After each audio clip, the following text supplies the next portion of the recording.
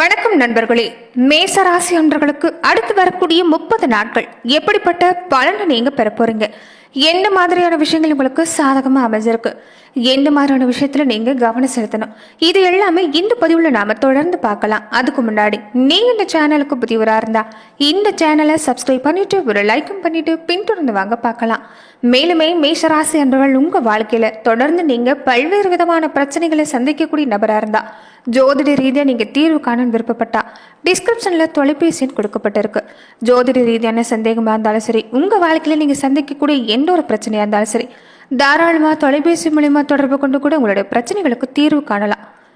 மேசராசி என்பர்கள் மனசில் பட்டதை மறைக்காமல் பேசக்கூடிய குணம் கொண்டவங்க தாங்க. இந்த நேரம் மாத தொடக்கத்திலேயே பலம் பெற்று சகாய சாந்தில் சஞ்சரிக்கக்கூடிய ராசிநாதனால நல்ல மாற்றம் உண்டுன்னே சொல்லலாம். பொருளாதார வளர்ச்சி திருப்தி தரக்கூடிய வாய்ப்பு அமைஞ்சிருக்குது. செய்யக்கூடிய எந்த புதிய முயற்சியாக இருந்தாலும் வெற்றி கிடைக்கும். கடந்த சில மாசமாவே நடைபெறாத காரியம் எல்லாமே இனி வேகமாக நடக்க ஆரம்பிக்க போகுது. மகிழ்ச்சிங்கிறது உங்க மனசுல தங்க போகுது. விரைய ஸ்தானமும் பலம் பெற்று இருக்கிறதால வீண் வரையும் இந்த நேரம் உண்டுன்னே சொல்லலாம். மனசுல அதிகப்படியான கலக்கங்கிறது வேண்டாம். ஒரு சில விஷயங்களை நீங்க செயல்படுத்திட்டு வந்தாலே போதும். இந்த காலம் சிறப்பாக தான் அமைஞ்சிருக்குன்னு சொல்லலாங்க. மேஷம், செவ்வாய் பகவான் தான் உங்களுக்கு ராசி அதிபதினு சொல்லலாம். இயல்பாகவே ஒரு போர் குணத்தை தரக்கூடியவர் இந்த செவ்வாய் பகவான் தாங்க. ஏன்னா உங்க ராசி அதிபதி அப்படிப்பட்டவர் தான்.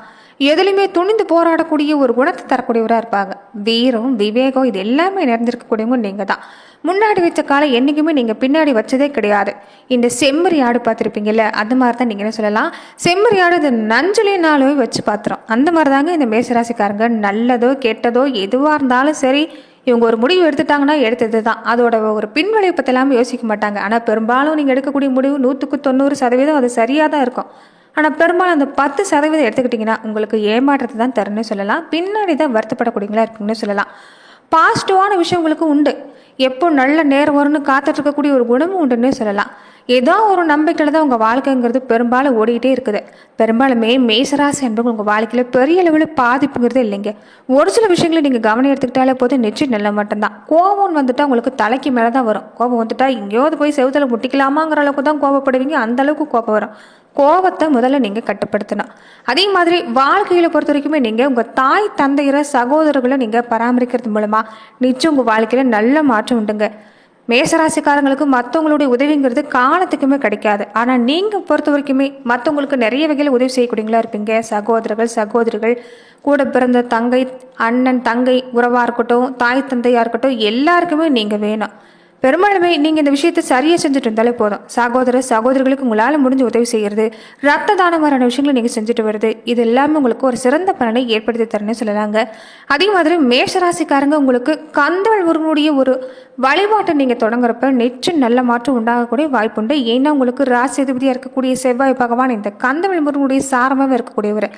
எதுலையுமே போராடி வெற்றி ஏற்படுத்தி தரக்கூடியவர் அவர் தான். உங்களுக்கு நல்லது செய்யக்கூடியவர் அவர் தான். அதனால முருகப்பெருமான் வழிபாடு செய்ய பாருங்க.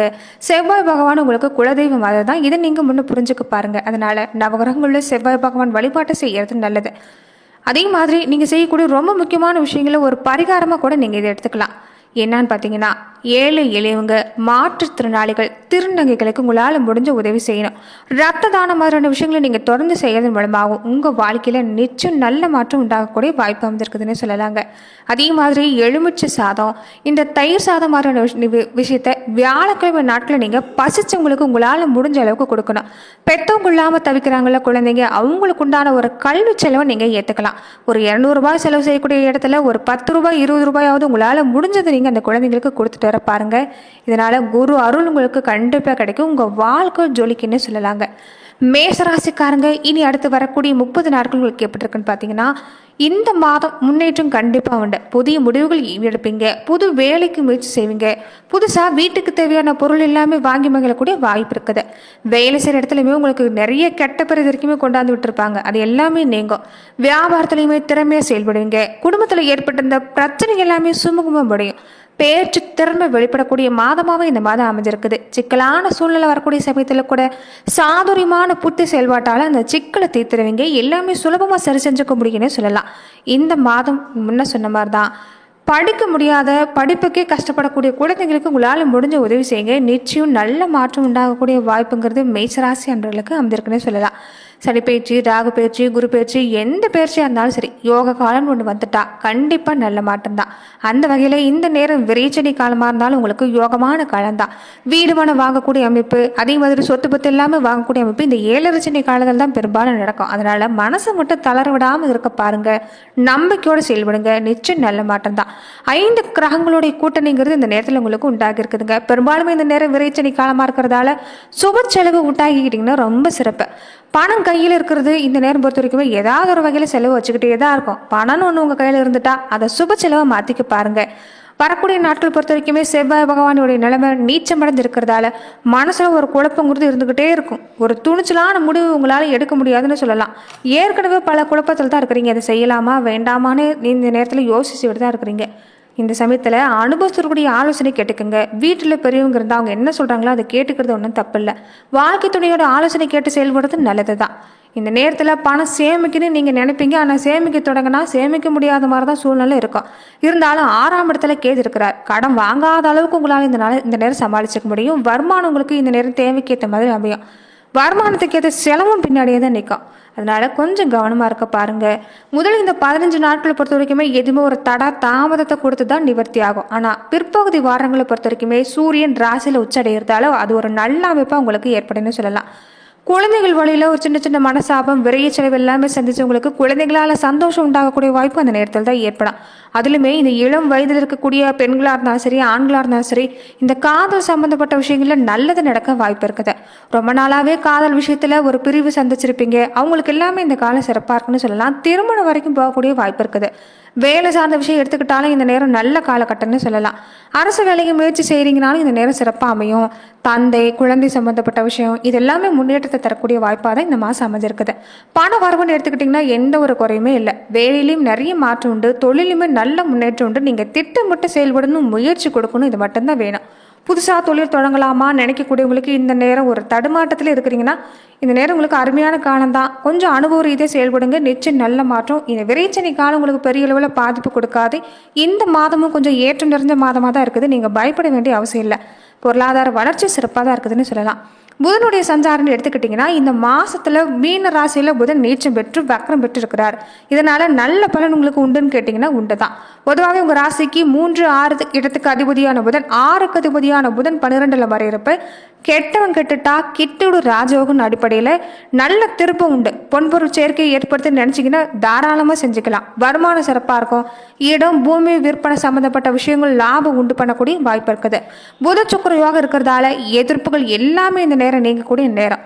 மீன ராசியில் இருக்கக்கூடிய புதன் இந்த மாத காலகட்டங்களில் பிற்பகுதியில் பொறுத்த வரைக்குமே ஆதிசாரமாக கும்பராசிக்கு வராரு. உங்கள் ராசிக்கு சகாய ஸ்தானாதிபதி புதன் லாபஸ்தானத்துக்கு வர்றதும் நல்ல நேரம் தான். உழைப்புக்கேற்ற பலன் கிடைக்கும். உழைப்பு வீண் போகாது. வெளிநாடு சம்மந்தப்பட்ட விஷயம், பிரபல நிறுவனங்களில் பங்கேற்கக்கூடிய விஷயம், அவங்களுடைய அழைப்பு ஏற்றுக்கொள்ளக்கூடிய விஷயம் இந்த நேரம் உங்களுக்கு சாதகம் தான். உத்தியோகத்தில் நிறைய பேர் ஒரு ஓய்வு எடுத்துக்கணும்னு ஆசைப்படுவீங்க, அதுவுமே சாதகமாக அமையும். சுயதொழில் தொடங்கணும்னு முயற்சி செஞ்சீங்கன்னா கூட இந்த நேரம் சிறப்பாக தான் இருக்குது. நண்பர்கள் ஒத்துழைப்பு தருவாங்கன்னு சொல்லலாம். திடீர் பயணம் எல்லாமே இந்த நேரத்தில் அமையும். அனுகூலமான மாற்றம் தான். நிறைய பொறுப்புமே இந்த நேரம் உங்களுக்கு தேடிதான் வருங்க.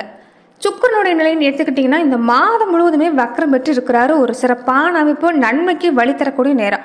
அசர் குருவான சுக்கிரன் வக்ரம் பெற்று இருக்கிறது. இந்த நேரம் உங்கள் ராசிக்கு 2, 7 இடங்கத்து அதிபதியான சுக்கிரங்கிறதால குடும்பத்தில் ஒரு கலகலப்பு உண்டு. அதே சமயம் சலசலப்பும் உண்டு. ஒரு நேரம் போல் ஒரு நேரம் உங்களால் இருக்க முடியாது. சில நேரம் குடும்பத்தோட கலந்து பேசி ஒரு நல்ல ஜாலியாக இருப்பீங்க. ஒரு சில நேரங்களில் எதுக்கு தான் கோபம் வருதுன்னே தெரியாது. குடும்ப உறுப்பினர்கள் அப்படி கோபப்படுத்துவாங்கன்னு சொல்லலாம். கோபத்தை கட்டுப்படுத்துங்க. ஏற்கனவே நீங்கள் கோபக்காரங்க தான், ஆனால் கோபம் இருக்கிற இடத்துல தான் குணமும் இருக்குங்கிறது பொருந்தும் இந்த ராசிக்காரங்களுக்கு. கொஞ்சம் தன்மை நடந்துக்க பாருங்க. தடித்த வார்த்தையை உபயோகப்படுத்தக்கூடாது. அது ஒன்று சரியாக செஞ்சீங்கனாலே போதும், உங்களுக்கு நல்ல மட்டும்தான். கடுமையாக முயற்சி செய்வீங்க. ஒரு சில காரியம் பொறுத்த வரைக்குமே கை கூடாமல் தான் இருக்கும். அதுக்காக மனசை விட்டுறாதீங்க. பொருளாதார பற்றாக்குறைங்கிறது இந்த நேரத்தில் கொஞ்சம் குறைவு தான். ஒரு கடன் அடக்கி இன்னொரு கடன் வாங்குற சூழ்நிலையை தவிர்த்துட்டாலே போதும், உங்கள் நிலைமை சீராகும். சுக்கரனோட அருள் இந்த நேரம் சிறப்பாக இருக்குது. சுக்கரன் பகவானுக்குரிய ஒரு தலங்களுக்கு எல்லாமே வழிபாடு செய்கிறது. நவகிரகங்களில் சுக்கர் பகவான் வழிபாட்டை நீங்கள் இந்த நேரம் மேற்கொள்றது நல்ல பலனை தரும். எந்த ராசிக்காரர்களாக இருந்தாலும் முக்கியமான விஷயங்கள் ஒன்றுன்னு பார்த்தீங்கன்னா குல தெய்வ வழிபாட்டை நீங்கள் செய்கிறது தான். இதனால் நல்ல மாற்றங்க. உடல் நலன் எடுத்துக்கிட்டிங்கன்னா கொஞ்சம் கவனமாக தான் இருந்தாகணும். இந்த கை கால் வலி, மூட்டு வலின்னு ஏதாவது ஒரு தொந்தரவு இருந்துக்கிட்டே இருக்கும். குடும்பத்தில் ஒரு பக்கம் குழப்பம், எதையுமே திட்டமிட்டு செய்ய முடியாத நிலைமை. அதே சமயம் அஷ்டமாதிபதி செவ்வாய் இருக்கிறதால இந்த இடம் பூமி சம்மந்தப்பட்ட வகையில் பிரச்சனை இது எல்லாமே இருக்கும். ஆனால் இறுதியில் நல்ல முடிவு கண்டிப்பாக உண்டு. சகோதர ரீதியாகவும் நன்மை உண்டு. பொது வாழ்க்கையில் இந்த நேரம் செல்வாக்கு, வியாபார தொழிலில் லாபம் இது எல்லாமே சிறப்பாக இருக்குது. வேலையிலுமே உயர் பதவி எதிர்பார்த்தீங்கன்னாலும் கொஞ்சம் முயற்சி கொடுத்தீங்கன்னா கிடைக்கும். மாணவர்களுக்கு ஒரு நினைவாற்றலை மட்டும் அதிகப்படுத்தக்கூடிய பயிற்சி செய்யுங்க. அதிகாலை நேரத்தில் எழுந்து பாடங்களை படிக்க பாருங்க, நிச்சயம் நல்ல மாற்றம். பெண்களுக்கு இது வரைக்குமே குடும்பத்தில் நடக்கக்கூடிய விஷயங்கள் ஒவ்வொன்றுமே ஒரு மிகப்பெரிய மன போராட்டத்தை உங்களுக்கு தந்திருக்கும். இனி அது எல்லாமே நீங்க போகுது. ஆனால் கொடுக்கல் வாங்கல் விஷயங்களில் கவனமாக இருந்துக்கோங்க. அண்டை அயலவங்களோட பழகிறப்பையும் கொஞ்சம் கவனமாக இருந்துக்கோங்க. நல்ல சிந்தனை மனசில் இருந்தாலே போதும். தேவையில்லாத குழப்பத்தை முதல்ல தூக்கி எறிங்க. இதை மட்டும் நீங்கள் சரியாக செஞ்சாலே பெண்களுக்கு சிறப்பாக இருக்குது. நன்றி நண்பர்களே. இந்த பதிவில் மேஷராசி அன்பர்களுக்கு அடுத்து வரக்கூடிய 30 நாட்கள் எப்படிப்பட்ட பலன்கள் எல்லாமே நீங்கள் பெறுவீங்கிறத நம்ம பார்த்தோம். மேலுமே இந்த மாதிரியான பதிவுக்கு நீங்கள் இந்த சேனலை லைக் பண்ணுங்க, ஷேர் பண்ணுங்க, கமெண்ட் பண்ணுங்க, மறக்காம சப்ஸ்கிரைபும் பண்ணிடுங்க. மேலுமே இந்த வீடியோ பதிவை எந்த மாவட்டத்திலிருந்து நீங்கள் பார்க்குறீங்கிறத கமெண்ட் பாக்ஸில் மறக்காம பதிவிடுங்க. நன்றி நண்பர்களே.